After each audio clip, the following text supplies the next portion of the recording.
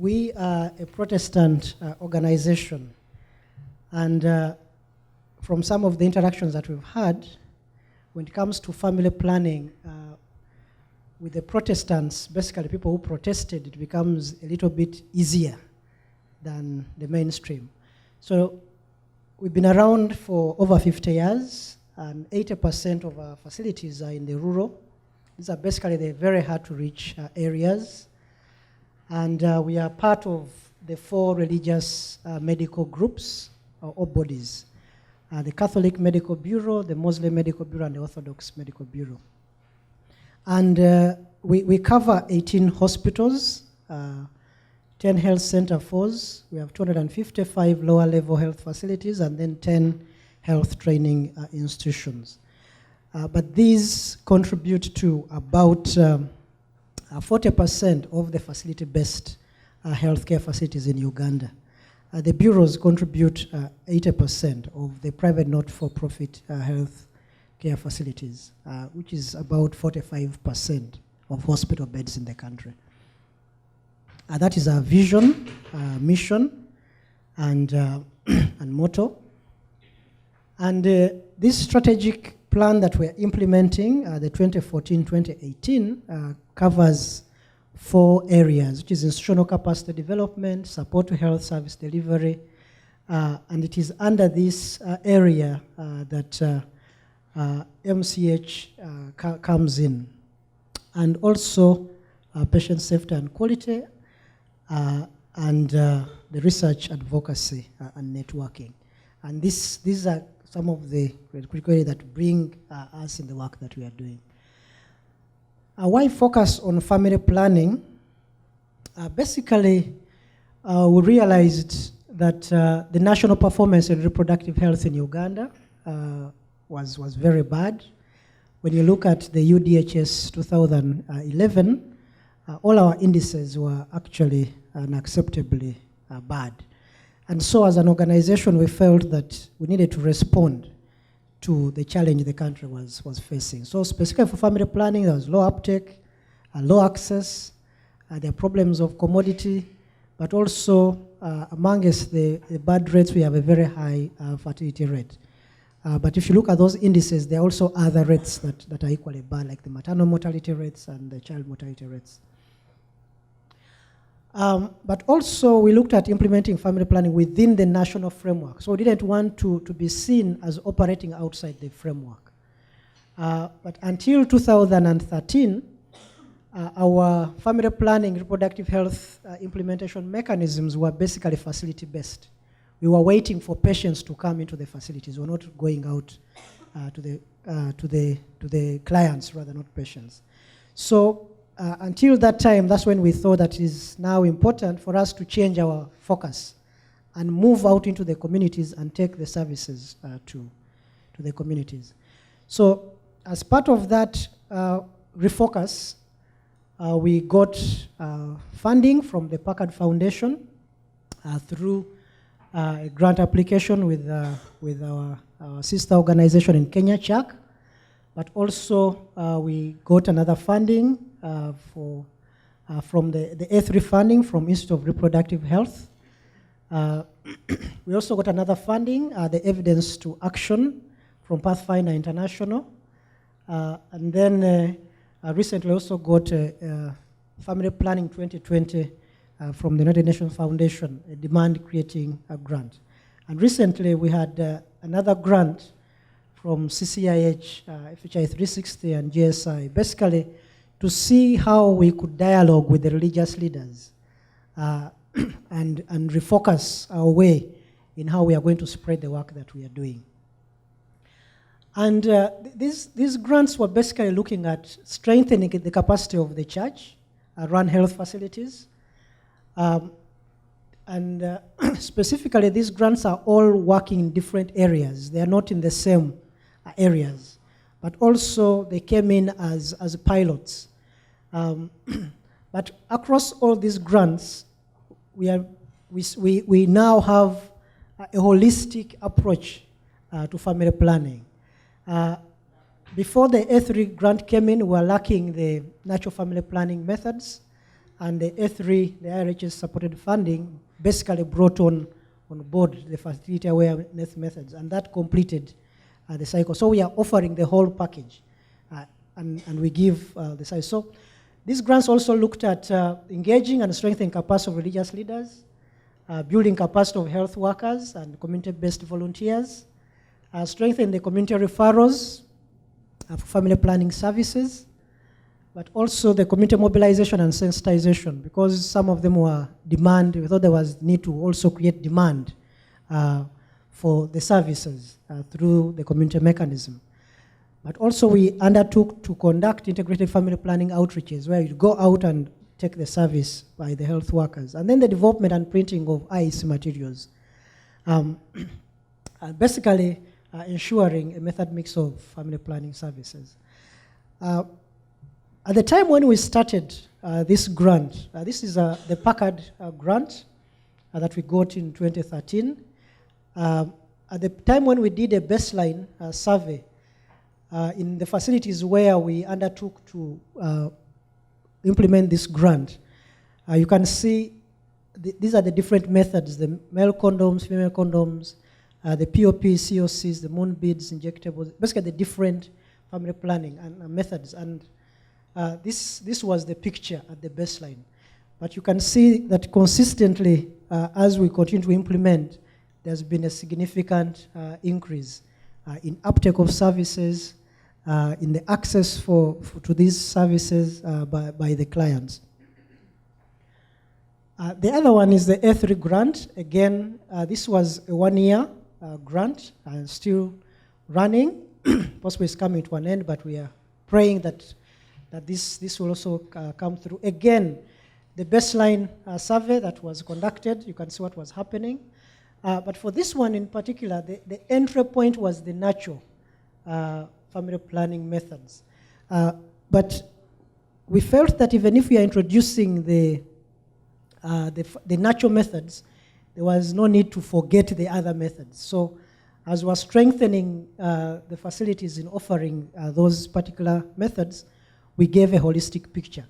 And so we saw other methods also coming on board, and the uptake also increasing. This is the evidence to action. Again, a similar situation that has happened. This one specifically is the FP 2020. And you can see what is interesting here is that this project is just 2 months into implementation. And already we are beginning to see some significant demand and access being created. So we want to believe that by the time, because this is just February and March, and so we want to believe that by the time we get into the year, we'll be seeing significant changes. The lessons that we are learning through this is that around the messaging, is that family planning messages need to be simple, clear, and easy to understand. Through our dialogue with the religious leaders, it was interesting that using words like health timing and spacing of pregnancies was more receptive to the religious leaders. We had different religious leaders from different faiths. We had the Muslims, we had the Catholics, we had the Anglicans, we had the Pentecostals, and it was a very interesting area. But also, there is a need to use the local language, which is most preferred. There's a photo which I thought I would show you, but I don't have it offhand. But we shared it with the CCIH. This is about a photo which about bicycles that we're able to procure and have a message engraved into those bicycles about family planning. And then the consistency in branding, again, makes people appreciate messages easily. Working with men, this is one of the areas that we felt is important. Many of us, including myself, the health services in the country don't favor some of us. You can imagine I'm a medical doctor, my wife is a medical doctor, I go to hospital, and I'm left outside, When she, first-hand experience. When my wife was pregnant, even I, who is a medical doctor within the health systems, I could not be allowed to go in, when she's going to be examined and when she's even discussing with our obstetrician. So those are critical issues that we think have helped, because we involved men in this process. And also addressing the reproductive health care of couples, looking at couples together and not separating. I want to believe that that couples would make more informed choices when they're together than one person does. This is one photo that may not be very clear. I've showed this one before. This is an antenatal process, but through engagement of men, you see a man comfortably sitting in a queue with women when they are going to have their children immunized after delivery. Religious leaders, we felt that using religious leaders as agents of change, the religious leaders showed significant interest in knowing more about family planning. And we felt that this helped improve their confidence, talk about it. They are able to preach, and even rather during sermons, they're able to comfortably talk about family planning. Unlike before, when they didn't have any information about family planning. But at least now that we are able to train them, they were comfortable to go and even minister. For example, this quote where a clergy who initially was being challenged that I preached messages against use of modern family planning method, but this has changed with the training I received. Some of my followers at church ask, how come the message is now different? This issue needs action and not mere prayers. I keep explaining. So sometimes we look at the religious leaders as agents of just giving us the message of Christ, the message of Allah. But I think there is more than they can do. Peer education is a powerful tool for training. We have religious leaders, champions that we're able to train, and we're able even to call upon them to come in. Specifically, this is a dialogue session between different faiths, the Muslim, Catholic, Anglican, and they are discussing a point on use of natural family planning.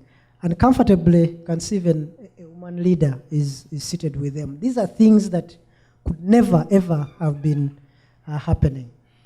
So we feel that there is need for us to scale up the strategies that we've utilized under the different programs, because each of these programs brings unique experiences. There's need for us to integrate family planning into existing RH services. Also the use of community health workers to increase access and utilization of family planning services at community level.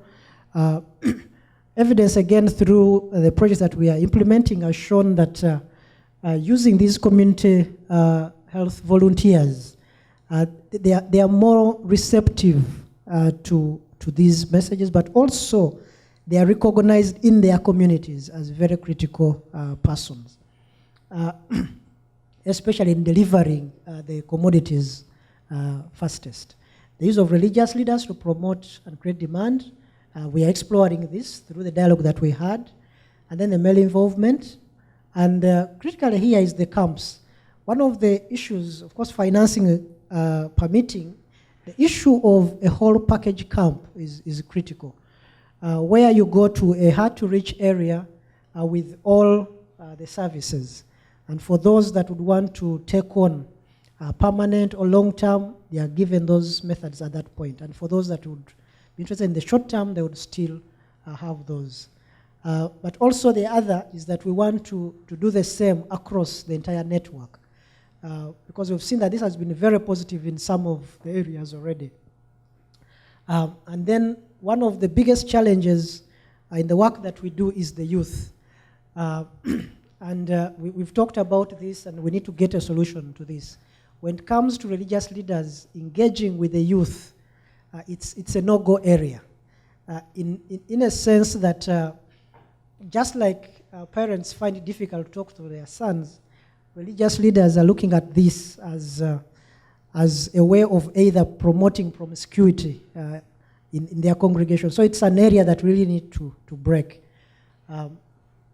Those are some of the challenges that we've seen, that some of them are not looking at the permanent methods. For example, in certain areas, you'd go and you offer all these services, but people feel they have reached the climax and they want to stop. And so, because people have to pay for some of these services, like the BTL, the vasectomies, and so those are some of the services that actually they need, and they are not able to receive them. Of course, the reporting is an area that has been a challenge, but we worked around that. And then there will be a presentation on the reporting tools. And then the providers, both at facility and community level, are not willing to work as volunteer, with volunteers. This is one of the other areas that actually the problem is not the community volunteers, but it is us, the health workers, who are not comfortable working with these people. Of course, in Uganda now, we have a level 2, I've mentioned the level 2, but there is already a thinking that we need to move all the level 2s, all the level 2s and turn them into community centers where health workers will then move to level 3s and then the level 2s will do the community work. So there is already that discussion. Thank you. There is already that discussion, and there is a lot of discomfort there.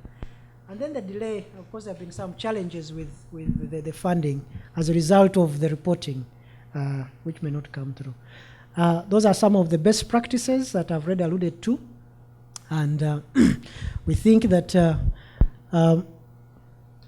training these community health workers, especially under these projects, really helped increase the uptake, and something that we need to really work on.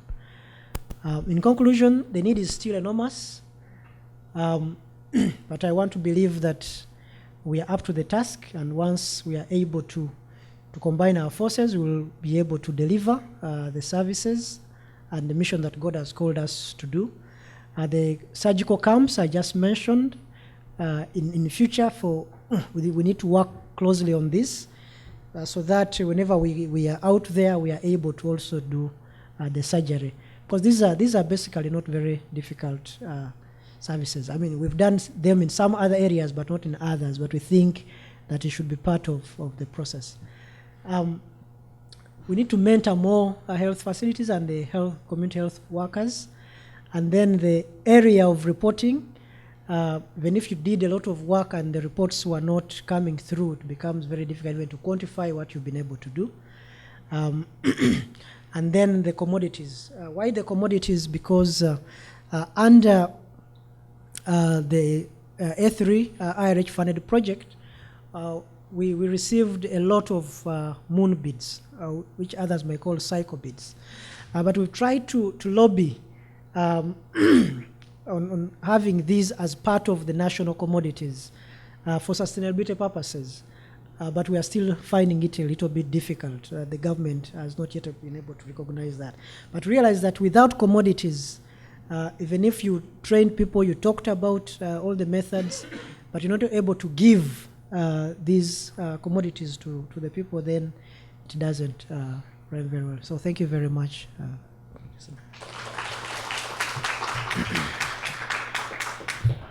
Thank you so much. I would like to go back to the youth and family planning issue. And Uganda is the birthplace of the ABC approach. We know that abstinence is very effective if used, if practiced, the best, method. And we also know that condom is excellent if used properly. From your perspective and experience, how can we improve abstinence for youth? Yes, thank you very much. I think those are excellent questions. I like the comment that you've given about the ABC strategy. During the early years of the HIV scourge, that strategy really worked. But I don't know whether I would call it development. That sometimes you start something very well, and then as you develop, you leave it and go to some other line. Currently, we are re-strategizing to go back to the ABC strategy. And that's the message. That's the message that we are giving. And that's the message the religious leaders are giving. When you talk about the youth, they say ABC, abstinence, abstinence, abstinence. And to them, they want it to stop at abstinence. Okay, I think that's where the challenge now, that's where we get the challenge. That not every youth is in church, but also that even the church structure, I know some churches have had to restructure themselves to become relevant, to remain relevant, because the youth were all moving away from some of the churches, specifically our church. The Protestant churches, mainly the Anglican, the traditional Pentecostal churches, and so it has been going together with other services. Okay, so you preach to the youth, but then remember there are also other services that the church offers. Now, the biggest challenge that we were seeing is that our church was losing the grip on the youth in regard to other services. And so that's where the biggest problem was. But as the church has refocused, like now, for example, some of the churches, they have youth services, youth fellowships, where the youth will dance and jump in church. Previously, they were not. So abstinence, yes, that is the message. We think that should continue. Now, when it comes to condom use, that's now the other area. And within the church, the condom is mainly being looked at for discordant couples. Basically, and that's the line that even the religious leaders would be comfortable to talk about. Anything outside that, it becomes a little bit of a challenge. But again, from the dialogue that we had with religious leaders, we have to tackle these things. There is no way we are going to bury our heads in the sand.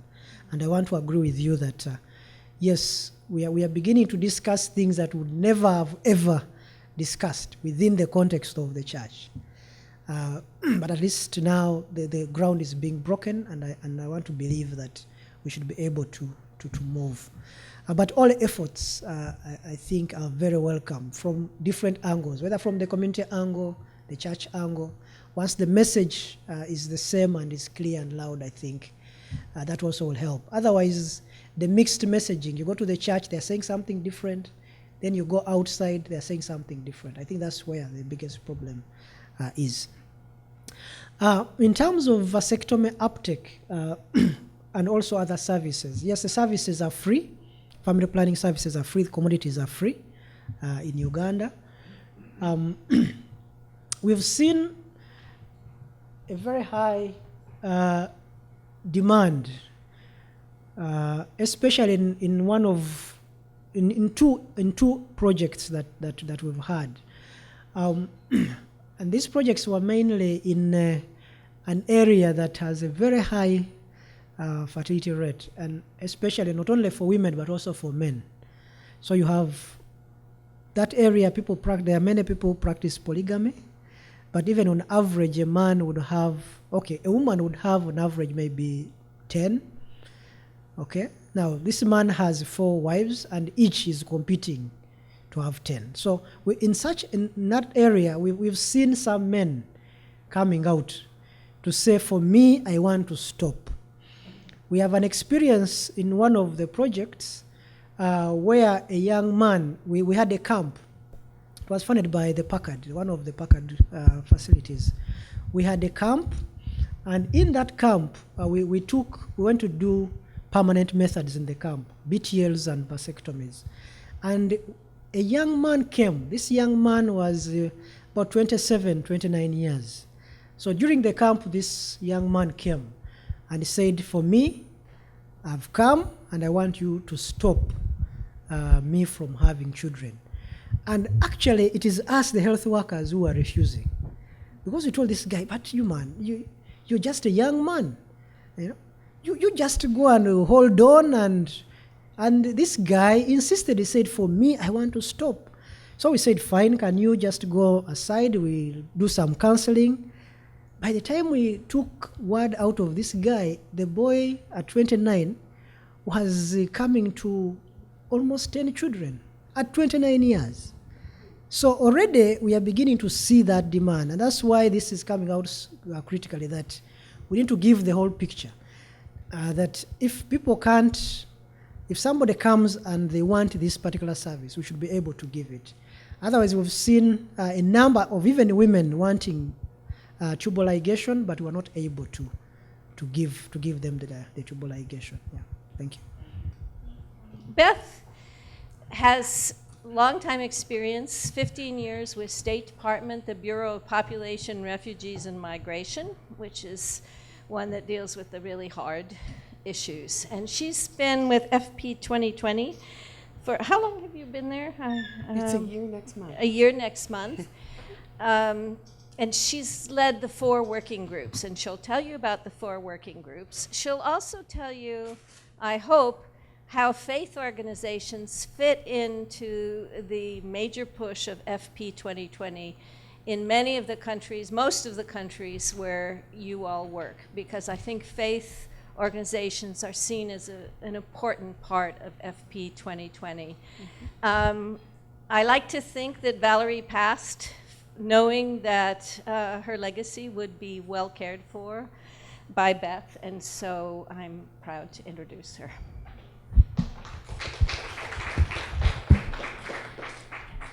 Thank you so much. It's indeed been an honor to be at FP 2020. It was an honor to work with Valerie as well. She was given an awesome responsibility out of the 2012 London Summit on Family Planning to build this organization and to galvanize the incredible support and enthusiasm from partners around the world. And I only had the chance to actually work with her for 5 weeks before she found out that she was sick. But there's such an incredibly strong partnership, and all of the goodwill and the love that the community felt for Valerie was transferred to the process and then on to me. So I've been the recipient of just incredible support from good people around the world who really want to support women and girls and get healthcare right and have it be more accessible to people. So it's been an honor to be part of FP 2020, and thank you for that warm introduction. Personally, it's been quite an experience as well. So thank you for having me here today to speak about FP 2020 and to talk a bit about how we have partnered with the faith-based community and the opportunities for exploring new ways to strengthen that partnership. And I'm particularly glad to be here to meet Tonny today, and I had to take my glasses off so I can read, so I can't see where he is anymore. But we funded UPMB. It was our first grant out of a new fund that we started just a year ago called the Rapid Response Mechanism. And so Tonny and I haven't had a chance to meet yet, and I didn't know he was going to be here today, so I look forward to shaking your hand afterward. There, I think I see you now. So again, thank you. It's a great pleasure to be with all of you here today. So as a global movement, we at FP 2020 rely on collaboration and contributions from all sectors, including critically the faith-based community, in order to realize our full promise and potential. See if I can get this clicker changer right. There we go. So as I mentioned, FP 2020 was established out of the 2012 London Summit on Family Planning, where more than 23 governments made public commitments to address the policy, financing, delivery, and socio-cultural barriers to women's access to contraceptive information, services, and supplies. Donors from around the world contributed $2.6 billion in support of these efforts. This was a watershed moment for the family planning community. And this is when the UK government and the Bill and Melinda Gates Foundation, in partnership with UNFPA, donors, civil society, the private sector, and others, came together to support the right of women and girls to decide freely and for themselves whether, when, and how often to have children. 12 more countries since that time have joined the partnership, so we now have a total of 35. Last December, we announced that Togo, Cameroon, and Burundi joined, and then recently Mali, Somalia, and Nepal have also joined, but we haven't made fully formed public commitments out of those yet. Oops, I think I went too far. There we go. So FP 2020's goals serve as a global rallying cry to mobilize resources and leadership to improve and expand access to voluntary family planning programs to an additional 120 million women and girls in the world's poorest countries. So we have 69 focus countries, and those are based on GDP. The goal is measurable, but it's not intended to reduce women and girls to mere numbers. It's about improving the quality of services, which is equally as important as expanding their reach. As many of you know well, the Millennium Development Goals, the MDGs, the timeframe is coming to a close, and while progress has been made overall, one benchmark that consistently falls behind is with regard to maternal health, reproductive health, and family planning. So we see achieving universal access to reproductive health as a key goal moving forward, and this family planning is a critical component of that. However, FP 2020 has shown that a broad alliance between countries, donors, NGOs, civil society, and the private sector can build powerful momentum for family planning. Consensus is mounting that access to family planning is both crucial to promoting and protecting human rights and a linchpin for successful, sustainable development. As we enter this post-2015 era, the world would be best served, we believe, by an agenda that acknowledges the centrality of contraception to sexual and reproductive health and rights, that enshrines voluntarism, informed choice, and universal access as core principles, and that recognizes the importance of family planning to human, economic, and environmental development goals. So this infographic pulls some of the highlights from our 2014 progress report. We released that report last November, and we'll update these figures this year in November at the International Family Planning Conference in Bali. So this is what we're working from now, although the numbers that we're going to pull forward will bring us more up to date. We're going to release the last 18 months of numbers that'll really bring us up to June of this year, and then every year we'll be reporting after that from this same date. So from what we know from this information is that in 2013, the number of women and girls using modern contraception in the 69 FP 2020 focus countries rose by 8.4 million as compared to 2012.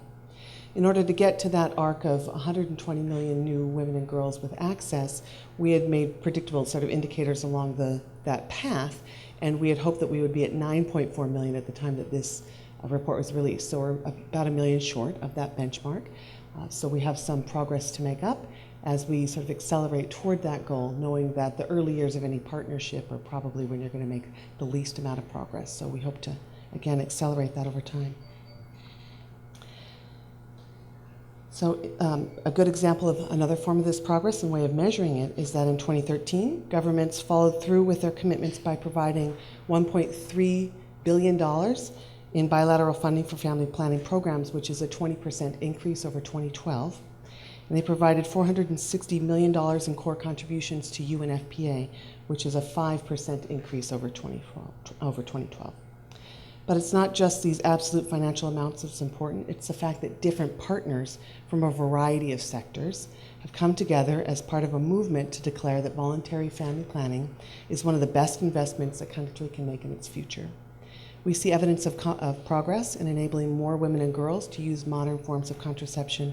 We also observe persistent challenges in delivering method choice and equitable outcomes, especially for vulnerable populations where it's harder to reach them or where services are less complete. The data are encouraging, but it's clear that we must accelerate our efforts if we're going to reach our goals. But FE 2020 isn't just about numbers, as much as we have a big number in our name. We're about empowering women and girls with health, choice, and opportunity. And we're ultimately about making sure that every woman and every girl has the right and the means to shape her own life, to grow and to thrive, and to plan the family that she wants. Beyond reaching 120 million new users by the year of 2020, we're also committed to how we reach those numbers and to ensuring that we don't leave anyone behind. So we have some critical focus areas, and these are the 4 groups that you referred to earlier. And we work on market dynamics, trying to make sure that we can get commodities from the point where they're produced into the hands of the individual users. We have a group that works on performance monitoring and evaluation. They are the ones who work to compile our data and to expand the reach of that data, meaning getting better numbers every year, and to using data more effectively to plan and shape programs, both at the country and at the global level.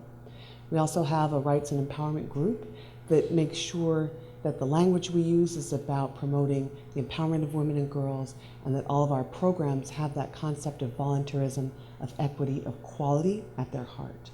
And finally, we have a country engagement working group that is in direct contact with each of the countries who've made a commitment to FP 2020. And we work in that group through our partnership with USAID and UNFPA, because we have a system whereby we have 3 focal points in each country. 2 of them are donor focal points. In most every country, it's USAID and UNFPA. And they work in partnership with a government focal point in order to implement the government's plan for family planning in the public sector.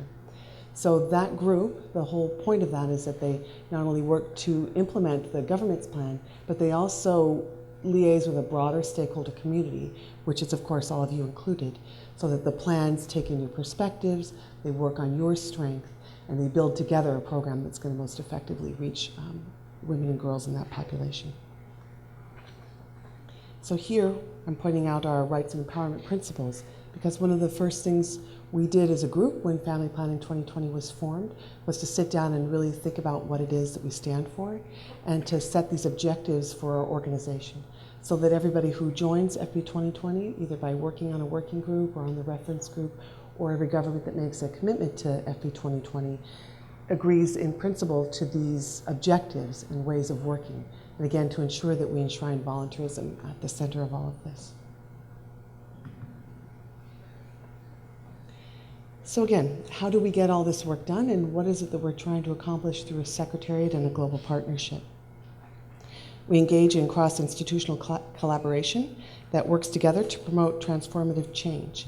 And some examples of the way that we do that work through the working groups is that we provide tailored support to countries to develop, implement, and monitor their national family planning strategies by creating space for innovation and collaboration and improving the quality and availability of data for use at the community, national, and global levels.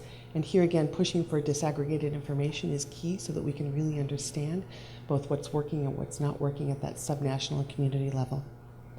We also do a lot of resource tracking and mobilization. One of our top priorities is to identify resource gaps at the country level and then try to partner that need or that area of need with someone within the donor community who can help to fill that financial gap.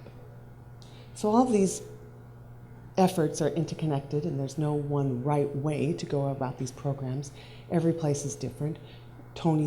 What Tony's seeing at the local level in Uganda is going to look and feel a little different than it does in Honduras or in Myanmar. But there are some sort of global truths about the challenges that are out there and the work that we need to do in order to get contraception into the hands of women and girls. And we think that this global partnership is really an effective way to at least start to have those conversations about commonalities, alignments, and better ways of working together to break down those barriers. We also see that government leadership is absolutely crucial, which is why we put up that first slide showing the presidents making their commitments at the London Summit on Family Planning. Because I think that really opens the door for different kinds of conversations. And there again, Uganda is a great example. When President Museveni made the commitment and came back and for the first time opened that national dialogue on family planning, it was so critical to creating a better, more open space for all of you to work in order to increase access.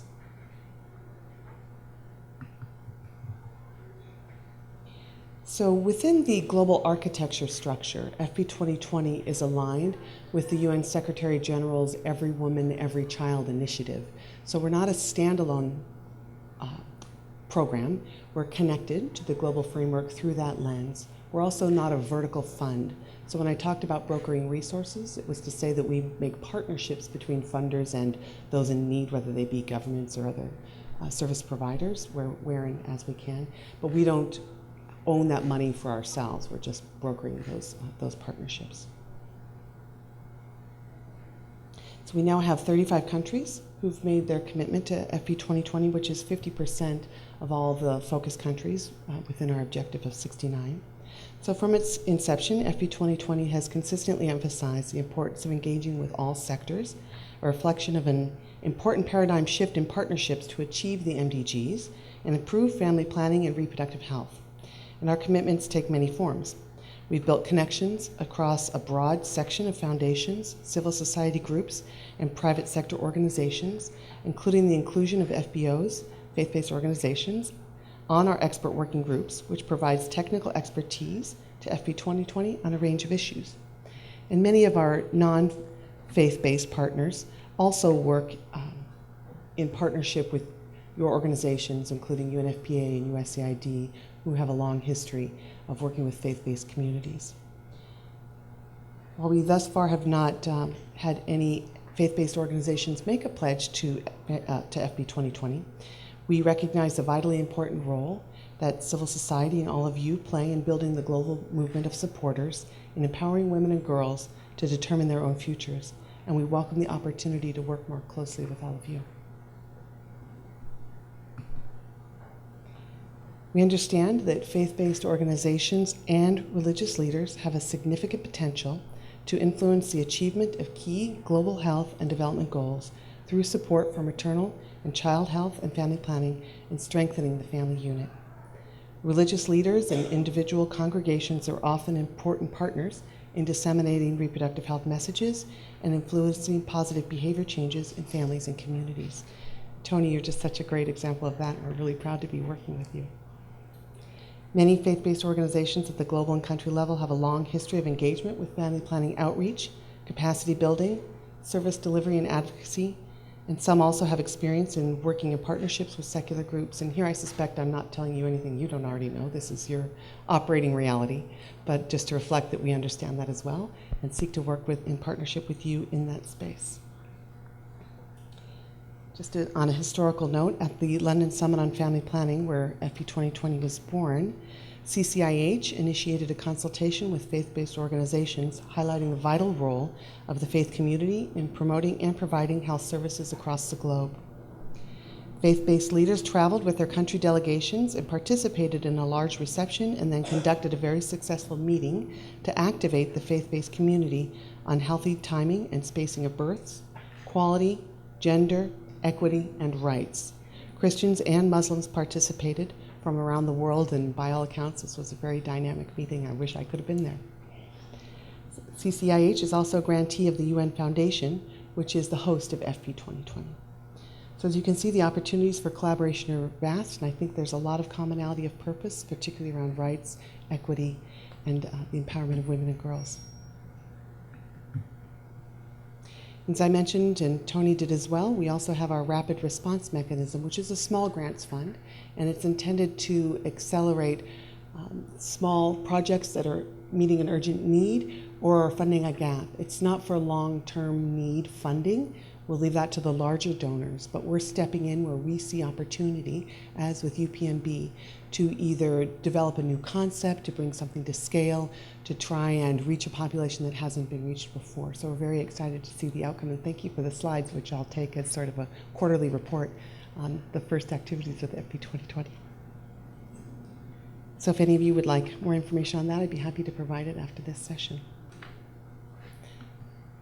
So in conclusion, I just want to wrap up by re-emphasizing that during the 2 plus years, I guess, that FP 2020 has been up and running, it'll be just in a few weeks, it'll be 3 years, the anniversary of the London Summit, that FP 2020 was born out of that process, so it took us a little bit of time to get up and running. But we've learned a lot about what it takes to use this global platform to increase collaboration and to see what that power of just sort of commonality and alignment can breed in terms of accelerating progress at the country level. The data is encouraging, but we have to really accelerate our efforts in order to reach all of our goals. I think it'll be very interesting as well to see the outcome of the Sustainable Development Goal negotiations in New York later this year, when the world will come together to decide the role, or where they see women's health, reproductive health, and family planning within that spectrum of sustainable development. Personally, I find it hard to believe that we could talk about sustainable development without talking about population dynamics, since they're so central to one another. And I think that your community as well has such a critical role to play in helping to bridge that understanding, so that we can talk about these things in a way that makes sense for women's lives, and that helps development practitioners really have programs and policies that are based on what's attainable, what's important, and what we can all do together to really improve the lives of women and girls. So I'll just leave you with this last slide, which gives you a couple of places where you can learn more about FP 2020 and about engaging with us. And I look forward to having a conversation with all of you. Thank you. Thank you, Beth. Hi, Beth. Thank you very much for that. We in the faith community have also noticed that many of the resources, while a lot has been raised, many of the resources for faith-based organizations are very small. Mm-hmm. And so since the faith community is already at scale, what do you see as the future for how to get the resources to help engage not just a few religious leaders in a small project for a demonstration, but going to scale at the national level in various countries? Yeah, I think that's an important conversation for us to have with across the sort of layers of engagement that we have at FP 2020. Because again, we're not a vertical fund, so we don't really direct money except for this small grants program. We just put people in partnership with one another. But we have a reference group that has 18 members on it, including the heads of all of these organizations. UNFPA, the Bill and Melinda Gates Foundation, and others. And so for the first time, these organizations, in partnership with countries and with other civil society organizations, sit down twice a year and talk about the family planning landscape and the places where they need to make smarter investments and to build partnerships. So one of the things we're hoping to do over the course of this year, because that membership is on a rotating basis, as is the membership of our working groups, is to reach out to the faith-based communities so people know that we're here and so that we can get people into our conversation so that you can sit at the table with the heads of these organizations and have just these kinds of conversations. Because I think it's so critical. I mean, we heard Tony talking about the kind of access and reach, and I know that you all have connections with many of the health centers and hospitals and places where women and girls are going for services. So if we can, through this platform of discussion, create an opportunity for that conversation, I think that's one thing that FP 2020 can do. It's just as a starting point, but you're right, there's a lot of money out there that goes to sort of traditional programs. There's a lot of habit funding because pipelines are in place and it's sort of hard to shift those resources. But we're seeing that start to happen in other sectors with regard to family planning. So it seems like a good time to have you all talking with this group as well to see how we can reshape that landscape. Thank you.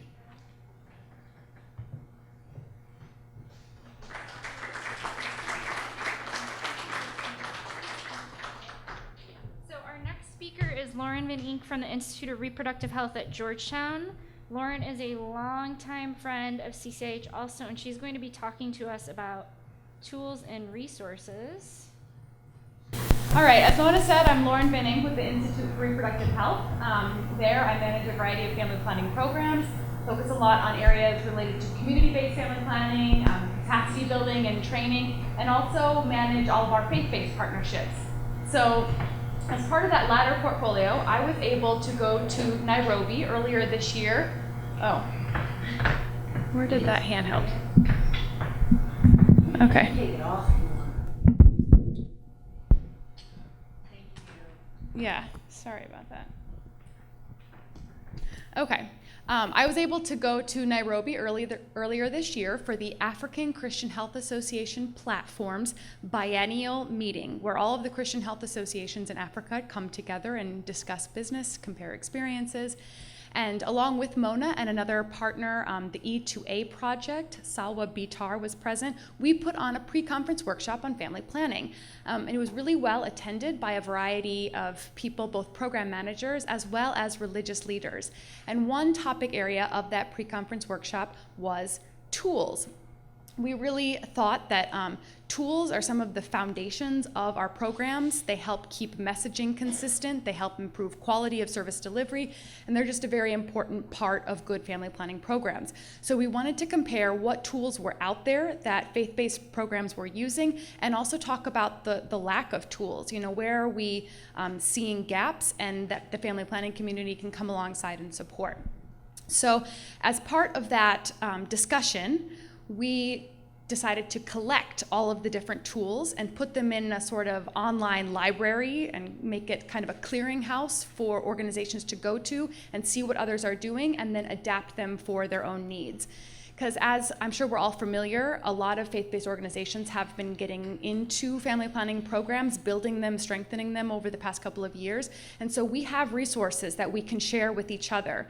And there are also plenty of resources that are available but may need to be adapted and tailored for a faith-based context. So I am just going to present a couple illustrative examples of what is out there in this PowerPoint, and then show you the beginnings, I want to say the beta site of this online sort of clearinghouse that I'm talking about. All right.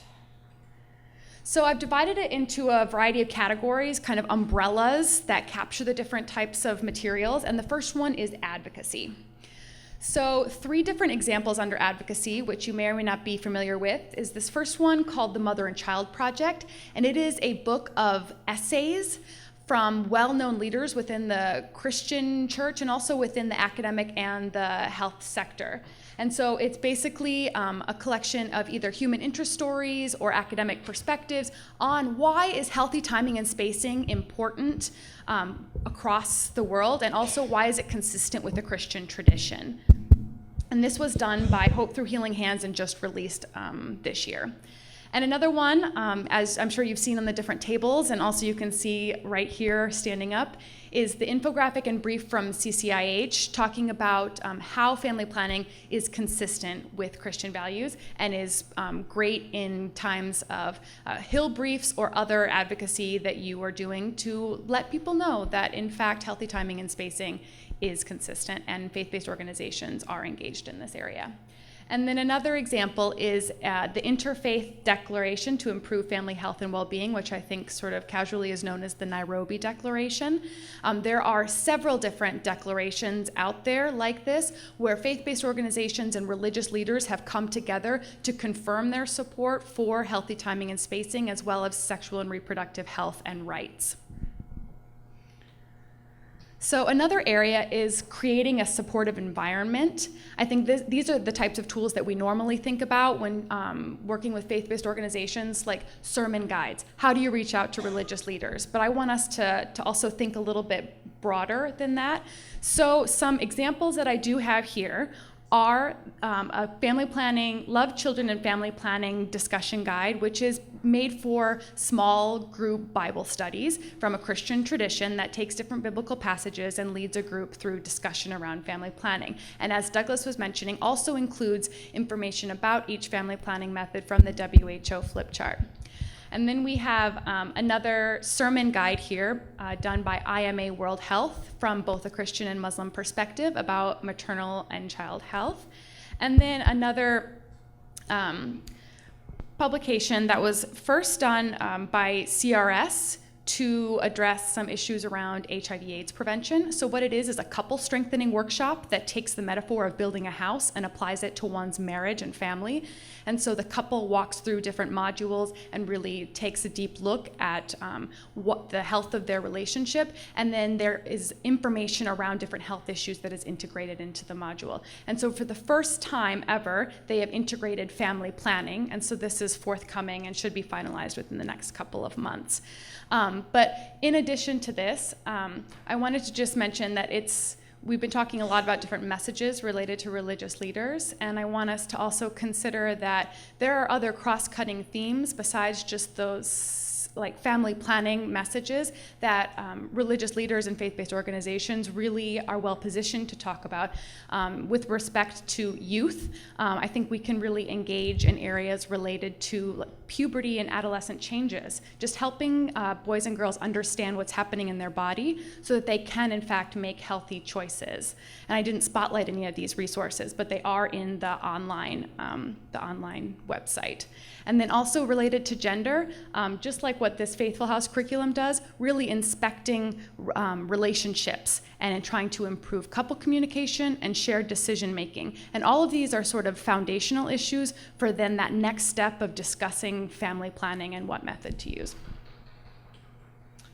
All right. So more into the programmatic areas of service delivery and quality assurance. Some of these should look familiar to you. So the first one we have is that WHO flip chart that Douglas has mentioned already this morning, which has a lot of really clear messages about each family planning method. And I just want to also highlight that aspect of, instead of talking about side effects, it really lays out what you should expect when using a method, which we have found is just a very beneficial way to talk about different family planning methods, as we know that the myths and misconceptions really are very limiting to family planning access.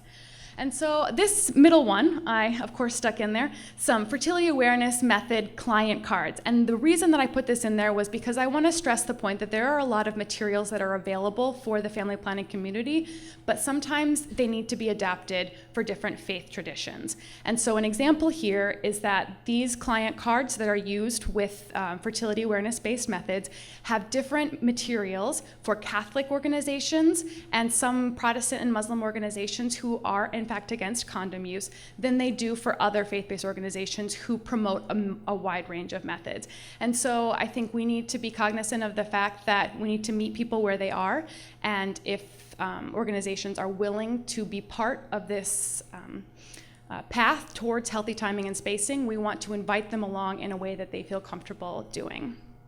And then finally, another tool which is called Getting Contraceptives to Health Facilities, 10 Questions for Community-Based Groups to Consider, which I think CCIH and the Deliver Project were part of, which helps programs with these issues of commodity stockouts that Tony was mentioning earlier. And then in terms of evidence, just a couple publications. There have been a lot of reports out recently trying to do either mapping studies or some qualitative research around what are faith-based organizations and religious leaders thinking about family planning and doing about family planning. So the first one is actually just a summary of some really good evidence that lays out the health line of reasoning for why one should support family planning, done by PRB.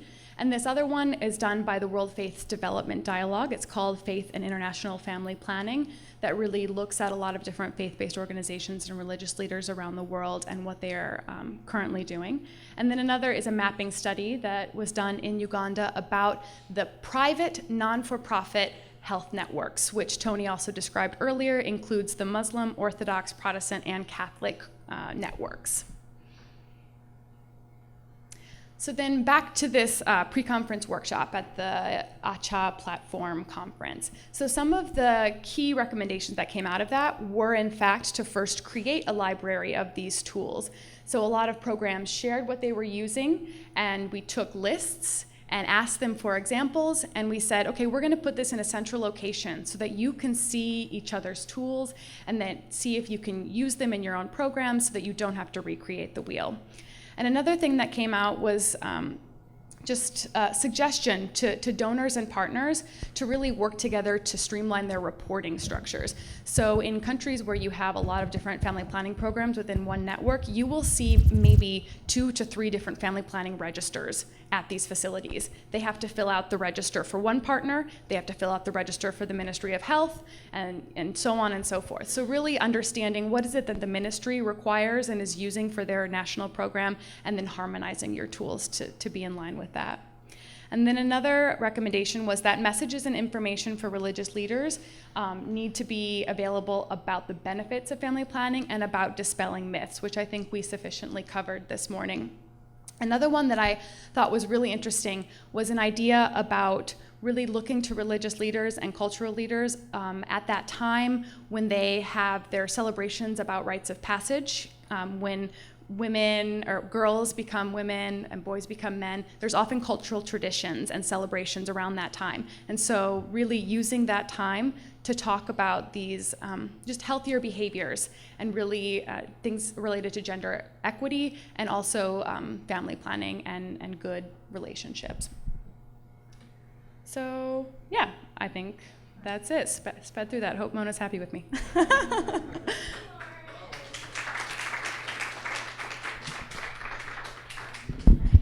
Okay, I've got a question. There's 5 billion mobile phones on the planet, and is there resources available to put on mobile phones, like videos or content that you can give to the people that will help educate them and that they then can spread to other people? Yeah, I think mobile phones is an excellent way of spreading content, so I would just like to know if maybe there's some resources available for that.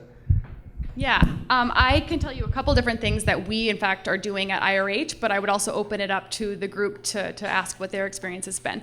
So there are a lot of apps in development around issues like family planning and then also fertility, so different tracking apps to understand your body. And also there's one from, I think, FHI developed called M4RH, which allows people, it's SMS based, right? I'm looking to you, but and it allows people to get information about different family planning methods. And so yes, these do exist. What was the other one that I wanted to mention? Now it's escaping me. Oh, what we're trying to do is more related to providers, but I think it also could be used with religious leaders, is using kind of a refresher training idea through SMS. So instead of calling people back for an in-service refresher training about the information that you had taught them, is using SMS to provide periodic updates and encouragement around the information. Is there anyone else who has some ideas and experience in this area? Thanks, Lauren. Yeah. Yay. Please come talk to her after this. Sorry. Yeah.